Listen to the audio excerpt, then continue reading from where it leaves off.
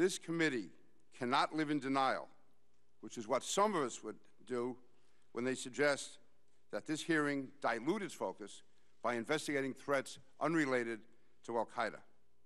The Department of Homeland Security and this committee were formed in response to the al-Qaeda attacks of September 11th.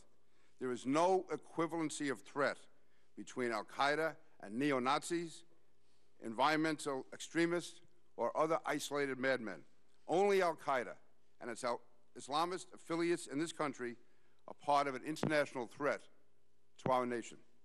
Indeed, by the Justice Department's own record, not one terror-related case in the last 2 years involved neo-Nazis, environmental extremists, militias, or anti-war groups.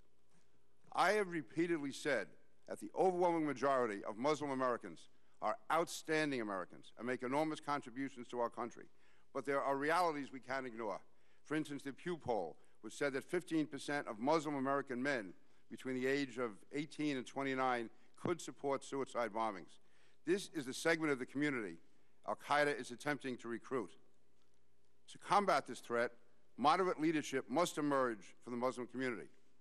As the majority and minority staff of the Senate Homeland Security Committee concluded in its report, which ironically enough was entitled Violent Islamist Extremism and the Homegrown Terrorist Threat, this report concluded Muslim community leaders and religious leaders must play a more visible role in discrediting and providing alternatives to violent Islamist ideology, end of quote.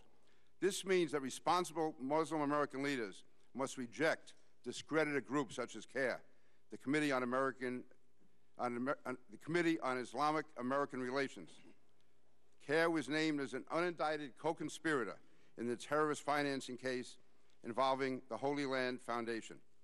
In the lead-up to this hearing, I found it shocking and sad that the mainstream media accepted CARE's accusations as if it were a legitimate organization.